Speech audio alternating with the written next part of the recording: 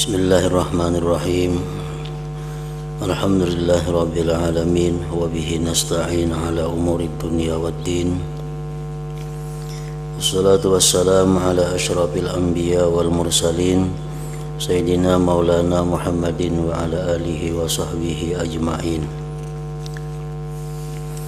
Qala al-musannif rahimahullah wa nafa'ana bi ulumihi fid dharain amin.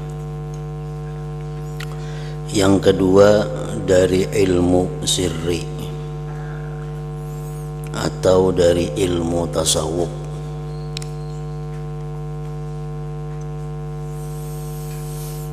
Ilmu tasawuf adalah ilmu yang sangat luas, namun kada semuanya kita diwajibkan mempelajarinya. Ada di situ hal-hal yang wajib kita mempelajarinya, dan ada pula yang tidak wajib mempelajarinya. Yang termasuk fardu ain mempelajarinya ilmu tasawuf itu ialah mengetahui mana yang wajib dikerjakan, seperti tobat. Nah, itu wajib dikerjakan. Maka wajiblah kita belajar secara rinci tentang tobat. Wara itu adalah yang wajib dikerjakan. Maka kita wajib pula belajar bagaimana wara itu sebenarnya. Zuhud wajib dikerjakan. Maka wajib pula kita belajar mengenai zuhud itu bagaimana. Sabar, syukur, khauf, raja, tawakal, nah itu ridha, itu ilmu tasawuf yang wajib dipelajari karena hal tersebut wajib diamalkan.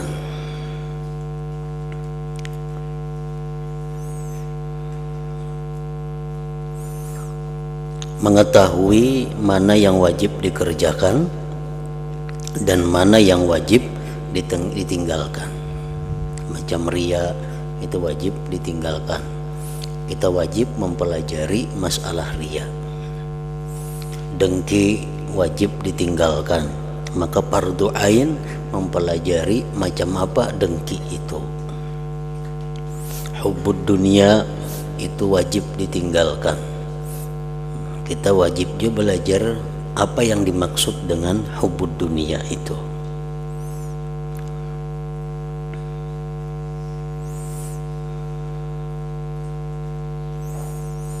Supaya Anda dapat benar-benar mengagungkan Allah. Supaya bujur-bujur bisa ta'zim kepada Allah, mengagungkan Allah.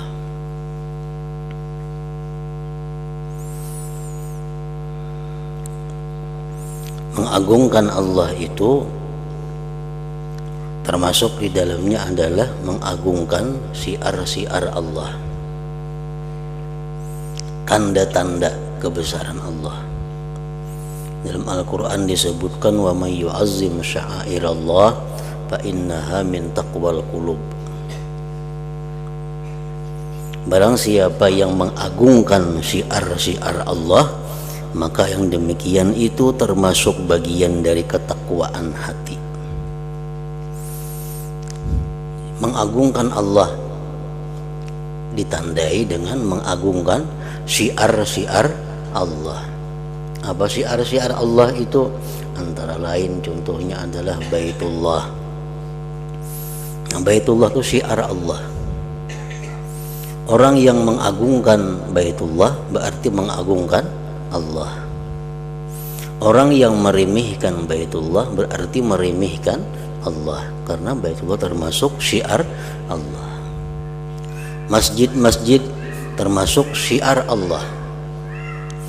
Makanya orang yang mengagungkan masjid, yang menghormati masjid, itu berarti mengagungkan, menghormati Allah. Orang yang meremehkan masjid, merendahkan masjid, mengotori masjid, itu orang yang meremehkan Allah. Makanya sangat besar janji Allah kepada orang yang membersihkan masjid, akan diberi ganjaran yang besar. Nah, di sisi lain ancaman dari Allah yang keras kepada orang-orang yang tidak menghormati masjid. Ada hadis yang mengatakan bahwa berbicara dunia di dalam masjid itu bisa meruntuhkan amal ibadah seseorang. Kenapa? Karena masjid itu adalah syiar Allah. Tidaklah patut di masjid itu berbicara urusan duniawi. Nah, orang yang berbicara urusan duniawi di dalam masjid itu berarti dia kada menghormati Allah. Nah, bagaimana bisa menghormati Allah, bagaimana bisa mengagungkan Allah? Yang mempelajarinya itu adalah fardu ain. Ikhlas beramal hanya karena Allah. Nah, itu fardu ain, ikhlas. Kita diwajibkan per orang belajar mengenai ikhlas macam apa. Karena ikhlas itu sesuatu yang wajib dikerjakan. Niat yang benar, niatus salihah, niat yang bagus, itu pun wajib dipelajari. Apa arti niat? Apa yang dimaksud dengan niat yang baik itu? Dan selamatnya iman, supaya iman kada tercampur dengan yang merusaknya. Kayak apa caranya menjaga iman? Nah, itu wajib dipelajari. Semua keterangan yang ada kaitannya dengan kewajiban pekerjaan hati dan larangan-larangannya akan diuraikan dalam kitab ini insyaallah ta'ala.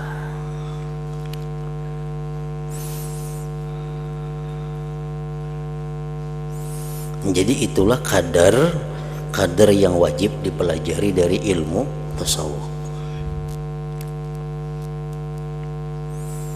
Ya, macam nang kaya wara umpamanya, itu beberapa tingkatan. Ada wara yang wajib, ada wara yang sunat, ada wara yang utama. Nah, nang wajib kita pelajari adalah wara yang wajib itu. Sedangkan wara yang sunat itu sunat juga dipelajarinya. Zuhud terbagi tiga. Ada zuhud yang wajib, ada zuhud yang sunat, ada zuhud yang utama. Yang wajib kita pelajari adalah zuhud yang wajib. Sedangkan zuhud yang sunat itu sunat juga dipelajarinya. Zuhud yang utama juga dipelajarinya. Jadi kada semuaan ilmu tasawuf itu wajib dipelajari, kada. Mana yang wajibnya itulah yang wajib dipelajari.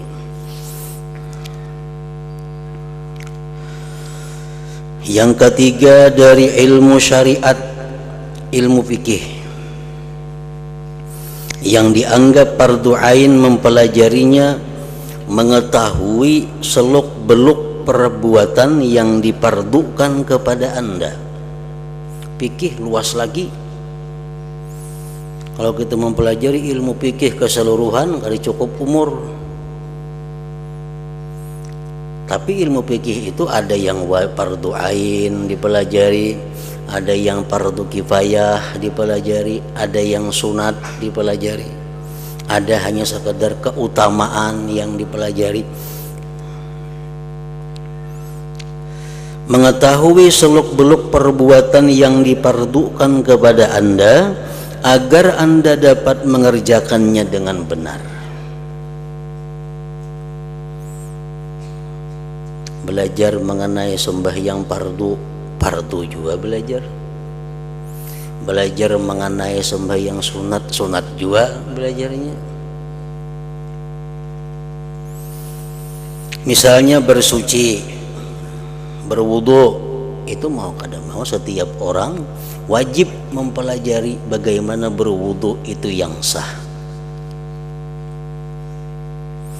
Dan salat sembahyang 5 waktu itu wajib belajar dengan sebenar-benarnya.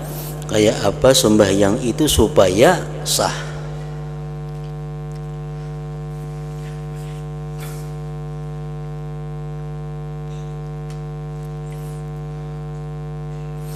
Jadi kada ada keringanan untuk meninggalkan belajar sembahyang fardu itu, karena itu fardu ain.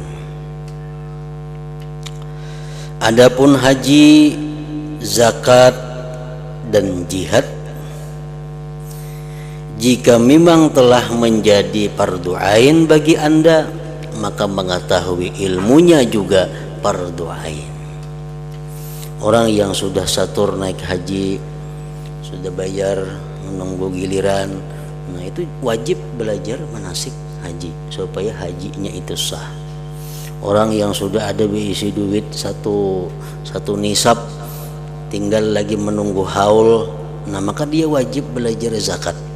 Macam apa mengelola zakat itu, mengeluarkan zakat itu yang benar. Orang yang jihad itu ada fardu kifayah, ada fardu ain.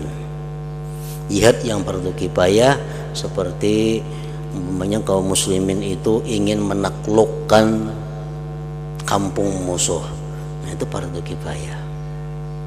Ada jihad yang fardu ain kalau sudah musuh menyerang kampung kita. Ini orang-orang kafir sudah menyerang kampung kita, maka seluruh penduduk kampung itu dipardukan fardu ain untuk membela agamanya, membela kampungnya, untuk fardu ain. Nah, bila mana fardu ain jihad, fardu ain juga mempelajarinya bagaimana jihad itu, supaya engkau bisa mengerjakannya dengan benar. Kalau tidak wajib untuk Anda, maka belajarnya pun tidak wajib. Orang nang kada berisi duit satu nisab, kada wajib belajar zakat. Orang nang belum setor lagi naik haji, kada wajib ini belajar tentang haji. Nah, jadi itulah batas ilmu yang wajib dihasilkan dan harus diketahui oleh hamba.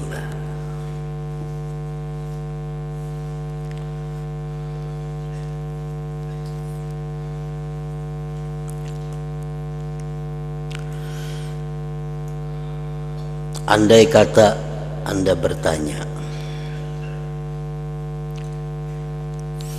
apakah aku diwajibkan mempelajari ilmu tauhid, ilmu kalam? Ilmu tauhid ya ilmu kalam yang dapat aku jadikan alat untuk membatalkan i'tikad agama-agama kafir, dan supaya mereka menerima hujah-hujah dalil-dalil agama Islam, atau kujadikan sebagai alat buat mengalahkan hujah dalil ahli bid'ah, dan agar mereka menerima hujah-hujah sunnah. Wajibkah kita belajar ilmu tauhid agar kita bisa membatalkan, mengalahkan dalil-dalil orang kafir? Wajibkah kita belajar ilmu tauhid yang gunanya untuk melemahkan i'tikad orang-orang bid'ah? Nah, jawabnya maka ketahuilah bahwa mempelajari ilmu yang demikian hukumnya fardu kifayah. Hukumnya fardu kifayah. Yang fardu ain daripada ilmu tauhid itu bagi Anda hanyalah apa yang bisa membenarkan i'tikad Anda berkenaan dengan pokok-pokok agama. Selain itu tidak. Dari ilmu tauhid itu yang wajib ain, yang fardu ain kita pelajari adalah yang membenarkan i'tikad kita. Yang penting kita belajar tauhid itu adalah supaya kita bisa mengiktikadkan tentang Allah bagaimana sebenarnya, mengiktikadkan tentang Rasulullah bagaimana sebenarnya. Cukup. perkara ilmu untuk berdebat kepada orang kafir, perkara ilmu tauhid yang untuk berdebat kepada orang bid'ah itu tidak wajib kita pelajari. Ada fardu ain, itu fardu kifayah. Cukup dalam satu negeri itu beberapa orang yang mampu untuk menghalang i'tikad bid'ah, i'tikad sesat itu.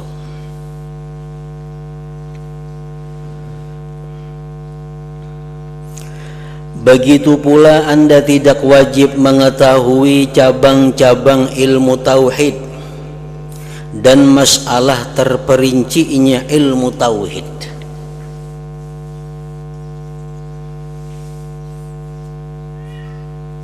Serta mempelajari semua masalahnya ilmu tauhid, itu kada wajib. Tetapi jika Anda merasa tidak pasti tentang pokok agama yang Anda khawatirkan dapat merusak i'tikad Anda, maka Anda berkewajiban menguraikan dan membersihkan ketidakpastian itu dengan pembicaraan yang memuaskan. Kalau dalam hati kita ada timbul keraguan-raguan terhadap satu masalah dari ilmu tauhid, nah itu yang wajib kita pelajari. Begitu kita belajar, hilang keraguan-raguan, sudah hilang, sudah gugur fardu ain itu. Apa yang kita sudah yakin, itu sudah cukup. Namun berhati-hatilah, jangan sampai terjadi perdebatan yang tidak benar, karena pertengkaran itu merupakan penyakit agama yang tidak ada obatnya. Jadi waspadalah. Sesungguhnya orang yang berdebat itu tidak akan beruntung kecuali bila ia diliputi rahmat dan balas kasih Allah Subhanahu wa ta'ala.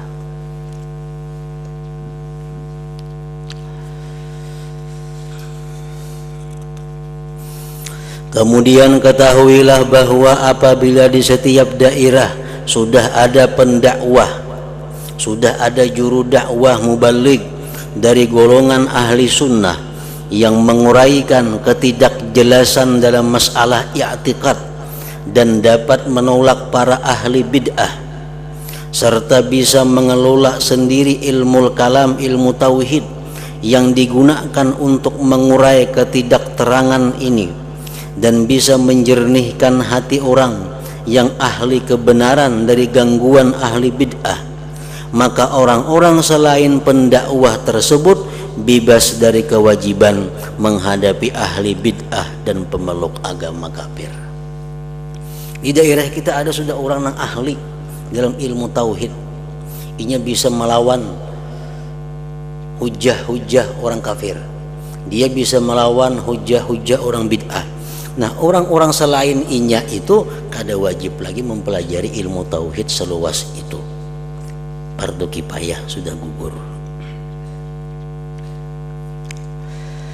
Di samping itu, Anda juga tidak berkewajiban mengetahui perincian-perincian ilmu sirri, ilmu tasawuf.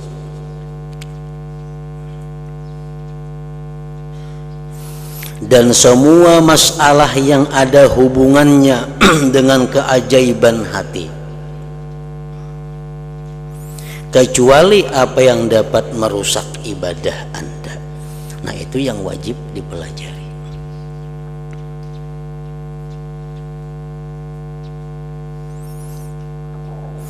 Adapun mengenai perbuatan hati yang bisa merusak ibadah, maka Anda wajib mengetahuinya agar Anda mampu menjauhinya, seperti riya.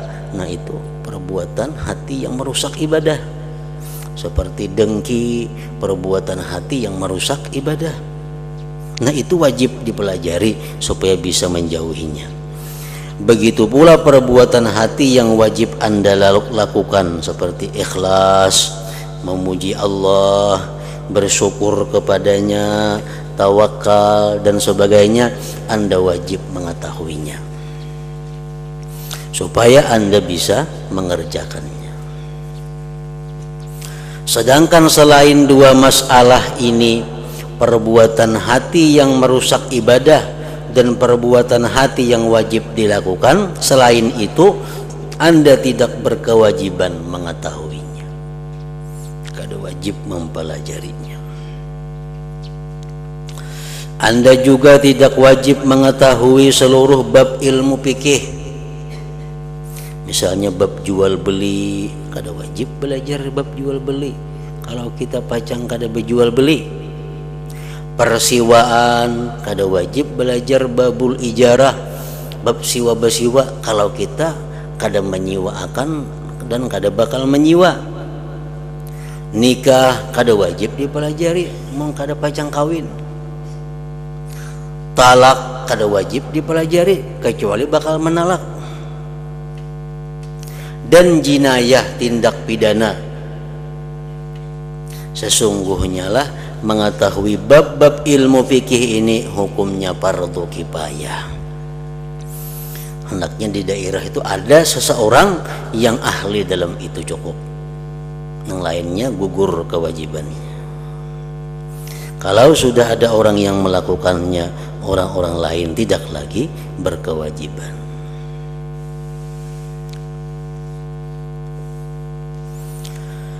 Seandainya engkau bertanya, ilmu tauhid sebagaimana telah diterangkan itu, apakah bisa dihasilkan tanda ada orang yang mengajarkannya? Adakah tanda-tanda orang yang mampu mengajarkan ilmu tauhid itu? Ketahuilah bahwa guru yang mengajar itu tugasnya hanyalah membuka, menggampangkan, dan lebih memudahkan dihasilkannya ilmu. Tetapi Allah Ta'ala dengan anugerahnya yang akan memberikan keberhasilan kepada orang yang dikehendaki di antara para hambanya. Jadi Allah lah sebenarnya guru mereka. Ilmu tauhid itu kitab-kitab yang kita pelajari, sifat 20 umpamanya, itu hanya membuka pikiran kita,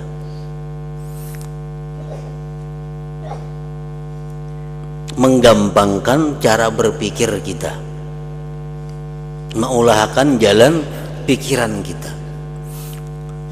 Umpamanya kita dalam sifat 20 Allah Ta'ala bersifat wajib ada dengan dalil adanya alam semesta. Itu bacaan sifat 20. Lalu kita berpegang di situ. Menjadi orang Allah Ta'ala itu ada. Dalilnya jadi sifat 20 ada tuh alam semesta. Nah itu kada kawa macam itu, tauhid kita belum pas, tauhid kita belum sempurna. Kenapa? Karena kita taklid dengan sifat 20. Taklid dalam ilmu tauhid ini kada bisa dibenarkan keimanan seseorang. Nah itu disuruh kita berpikir, dikembangkan alam semesta. Apa alam semesta? Langit, bumi, gunung, hewan, tumbuh-tumbuhan, batu-batuan, manusia, lautan. Nah itu alam semesta. Di dalam kitab sifat 20 Allah Ta'ala itu ada dalilnya alam semesta. Jangan itu kita umpati, kita mesti membuka pikir, mengembangkan. Lalu kita dapat misalnya pemikiran Allah Ta'ala itu ada, dalilnya apa? Itu adanya pohon contohnya. Nah ini bukti bahwa kita sudah mulai membuka pikir daripada apa yang ada dalam kitab sifat 20. Apa dalilnya Allah Ta'ala ada? Itu matahari tiap hari terbit, pasti ada yang mengaturnya, yaitu Allah Subhanahu wa Ta'ala. Nah itu sudah bujur ngarannya dalil tauhid kita.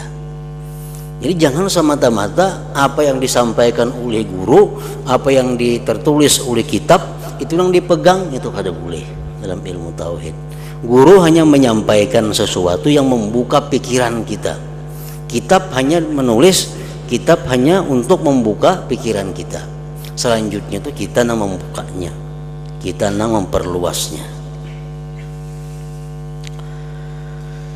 Selanjutnya ketahuilah bahwa akabah ilmu ini merupakan akabah jalan yang rumit, sulit ditempuh.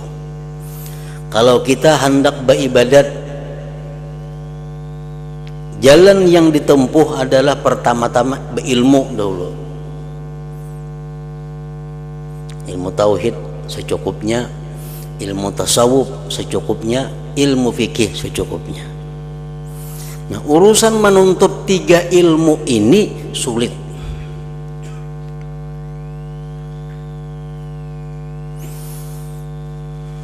Namun dengan menempuhnya, apa yang Anda cari dan Anda maksudkan bakal Anda raih.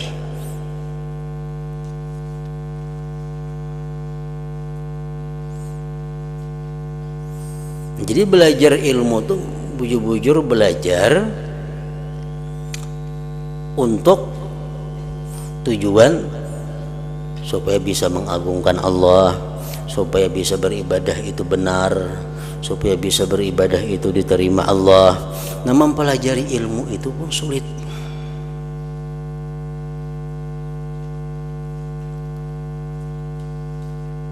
Orang yang turun setiap pengajian turun, aktif pengajian. Itu kalaunya kada bujur-bujur mempelajari, kada bujur-bujur memperhatikan, kada taulihi. Napa garang artinya tubatnya itu? Maka tubat itu wajib dipelajari. Karena selain daripada para anbiya, kada lepas daripada dosa. Bila orang itu kada lepas daripada dosa, wajib dia tobat. Nah, bila wajib tobat itu wajib mempelajari ilmu tobat. Nah, tobat itu macam apa? Itu mesti bisa. Bila kada bisa, berdosa. Tobat ini mesti tahu tobat daripada dosa ini. Tobat daripada dosa ini macam apa caranya? Tobat kada sembahyang macam apa caranya? Tobat menyambat orang kayak apa caranya? Tobat mengambil hak orang lain kayak apa caranya? Tobat terhadap menggibah orang yang sudah mati kayak apa caranya?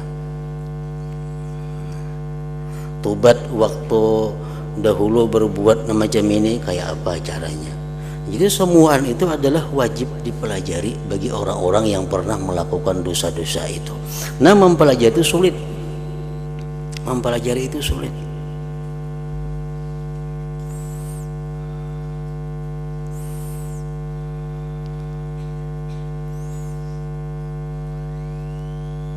Manfaat akabah ilmu ini banyak sekali. Kalau kita punya ilmu, manfaatnya banyak. Tetapi melewatinya pun teramat berat dan bahayanya besar. Banyak orang yang menyimpang dari akabah ini, lalu menjadi sesat. Banyak orang yang menuntut ilmu, yang mengaji tauhid, sekalinya sesat. Banyak orang yang mengaji tasawuf, sekalinya sesat. Banyak orang yang mengaji fikih, sekalinya sesat. Karena semuaan ilmu-ilmu itu berpotensi untuk sesat. Orang mengaji ilmu tauhid karena tersalah gurunya atau salah kitab yang dibacanya, bukan hanya tauhid yang didapatnya, tapi menyekutukan Allah. Nah, itu sangat perlu hati-hati. Orang yang belajar tasawuf karena salah kitab yang dibaca, salah guru yang menerangkan, akhirnya tasawuf yang dipelajari itu bukan membersihkan hati, tapi justru mengotori hati. Ilmu fikih yang mestinya belajar fikih itu untuk membenarkan ibadah, tapi karena salah kitab yang dipelajari atau salah guru yang mengajari, akhirnya belajar fikih itu salah bebulih karena ada kaulnya.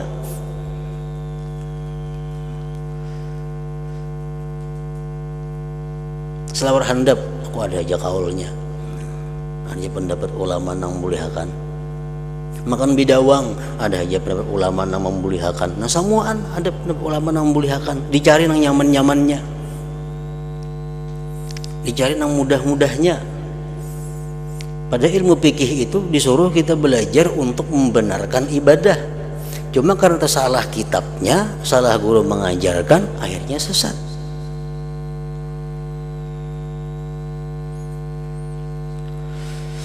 Nah, jadi banyak orang yang menyimpang dari akabah ilmu ini, lalu menjadi sesat. Makanya ada urutannya. Kitab tasawuf tauhid, yang pertama yang dipelajari kitabnya ini dahulu. Kalau sudah tamat hanya kitab yang ini. Kalau sudah tamat hanya kitabnya ini.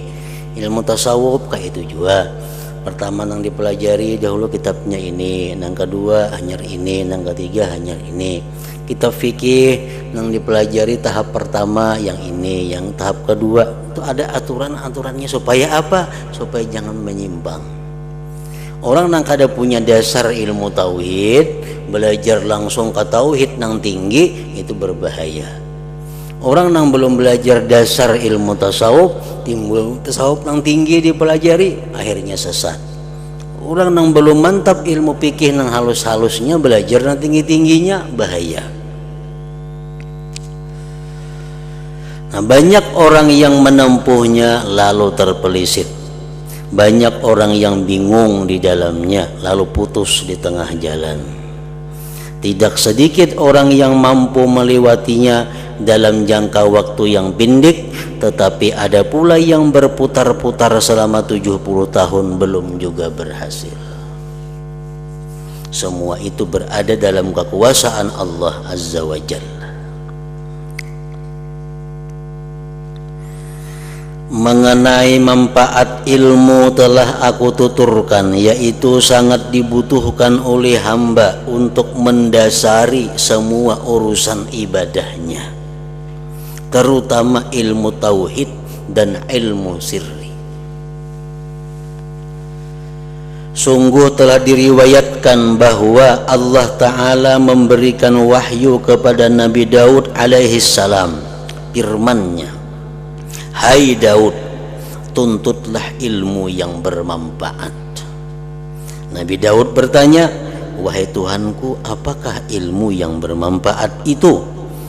Allah Ta'ala berfirman, "Yaitu hendaknya engkau mengenal kemegahanku, keagunganku, dan kesempurnaan kekuasaanku atas segala apa yang aku kehendaki.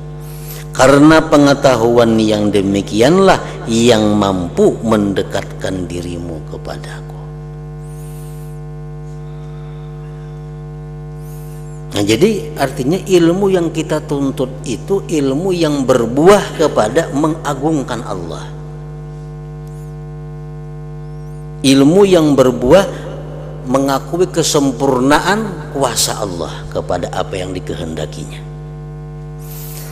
Kayak apa cara supaya kita bisa dapat mengagungkan Allah sebenarnya?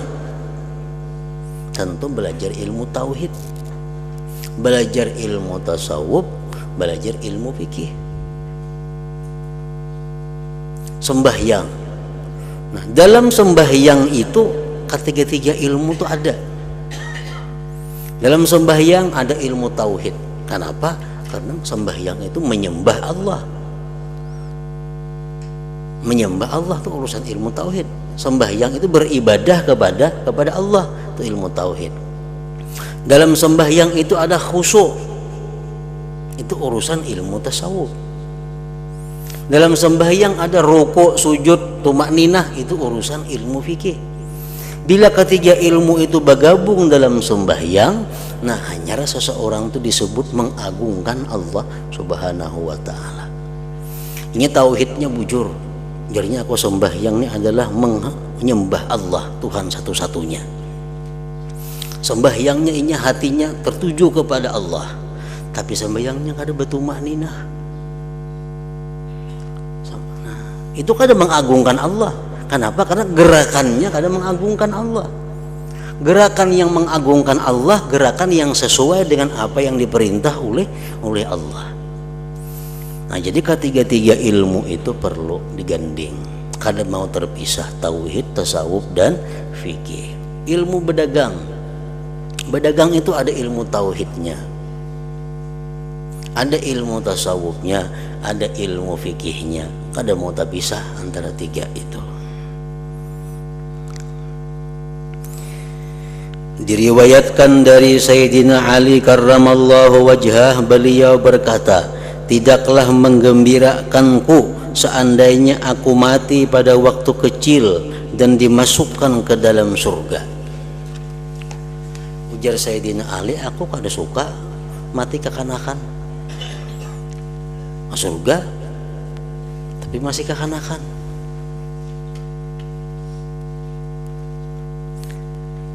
Sedangkan aku belum dewasa lalu mengenal Tuhanku. Kekanakan bujur aja mati ke surga, tapi yang belum sempat ma'rifat kepada Allah. Sebab manusia yang paling mengetahui kemegahan Allah ialah orang yang paling takut kepada Allah, yang paling banyak ibadahnya dan paling berkehendak baik terhadap Allah Subhanahu wa ta'ala.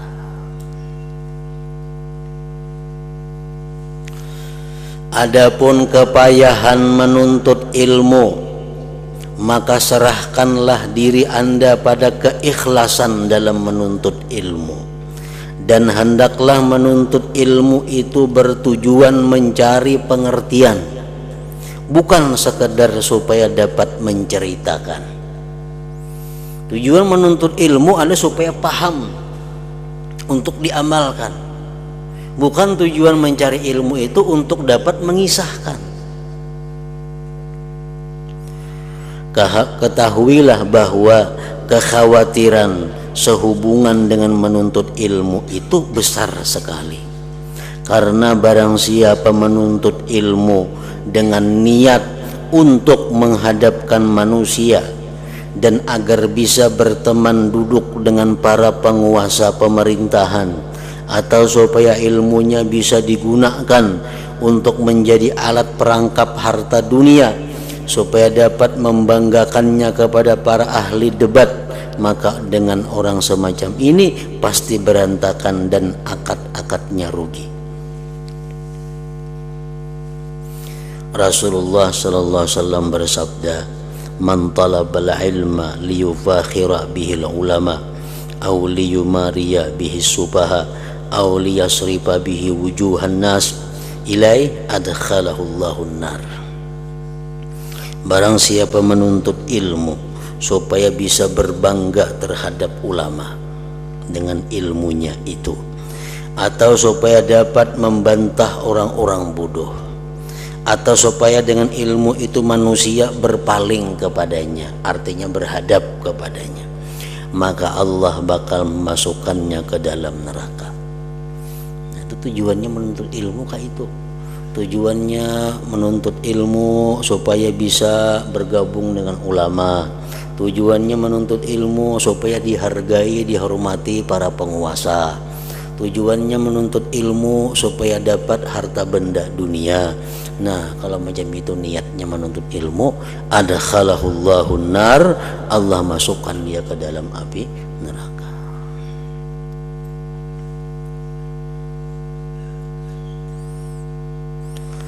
Abu Yazid Al-Bastami rahimahullah berkata, aku sudah berusaha mujahadah selama 30 tahun.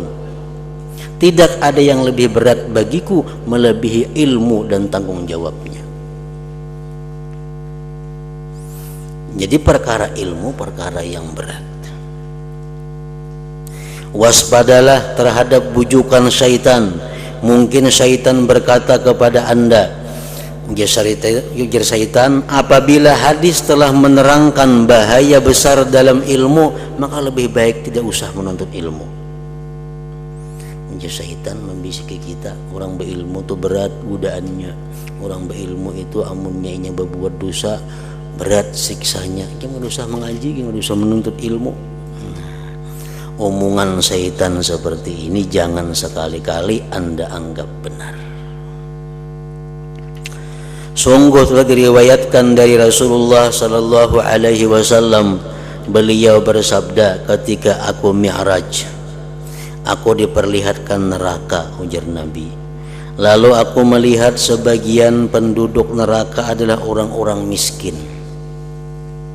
Mana miskin sudah ke neraka pulang matinya.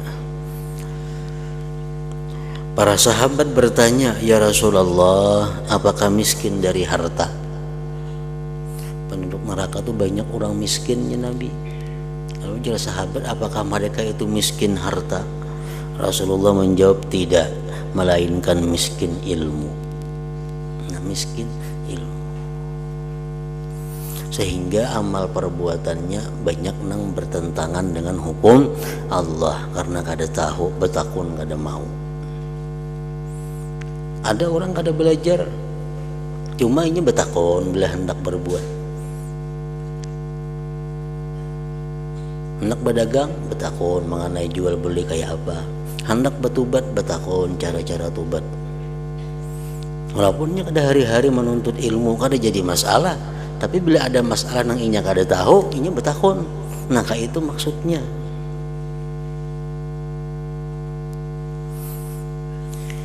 Barang siapa tidak mau belajar, tentu tidak dapat mengerti hukum-hukum buat ibadahnya dan tidak dapat memenuhi hak-hak ibadah sebagaimana mestinya. Seandainya ada orang beribadah kepada Allah Ta'ala seperti ibadah malaikat, malaikat tuh ada busan-busannya beribadah, memangnya dicipta untuk beribadah. Kalau ada manusia beribadah macam malaikat tanpa ilmu, tapi nya kada berilmu, ilmu tauhidnya kurang, ilmu tasawufnya kurang, ilmu fikihnya kurang, maka ia termasuk orang yang merugi. Karena itu segeralah bertindak dan dalam menuntut ilmu ini dengan meneliti, mengajarkan dan mempelajarinya. Jangan sampai bosan dan malas.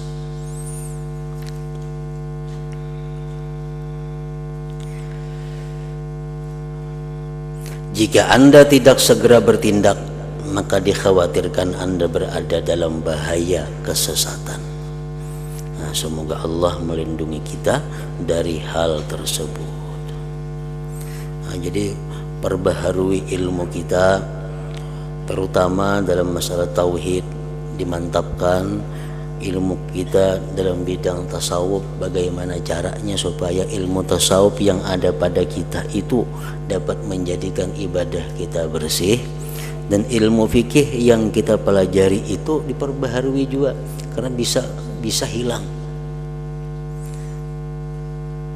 Di ilmu fikih yang kita orang sudah belajar kitab, ini sudah belajar kitab Bajuri, sudah Fathul Mu'in, sudah Tahrir, sudah ilmu fikih sudah luas dipelajarinya, tapi sembahyangnya banyak nang kada kakaruan.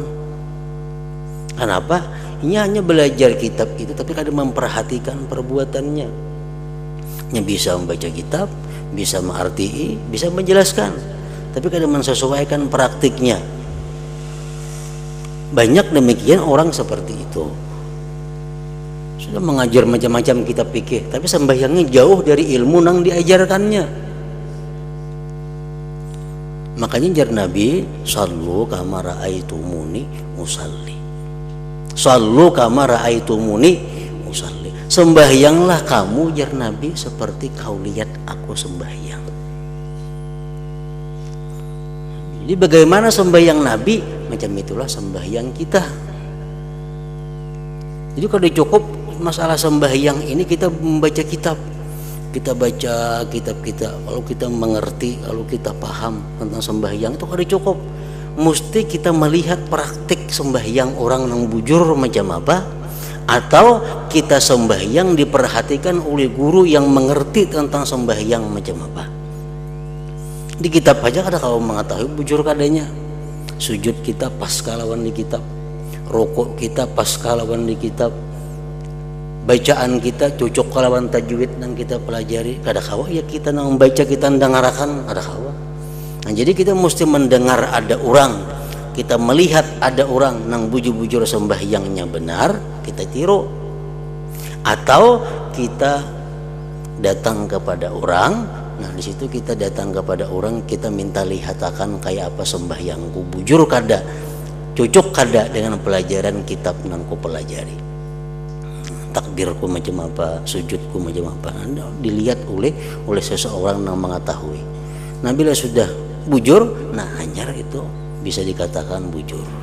Namun sekadar membaca kitab, mendengarkan pengajian, tapi kadang mempraktikkan kayak apa sembahyang sebujurnya, itu masih belum bujur. Masih ada yang mensahkan. Karena jar Nabi, sallu kama ra'aitumuni usalli. Sembahyanglah kamu seperti kalian melihat aku sembahyang. Nah, di situ adapun kepayahan menuntut ilmu, maka serahkanlah diri Anda pada keikhlasan.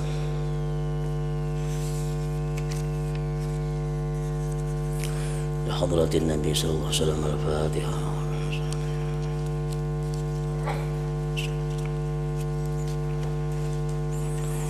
Bismillahirrahmanirrahim. Alhamdulillah rabbil alamin. Allahumma shalli wa sallim ala sayyidina Muhammad wa alihi washabbihi ajma'in.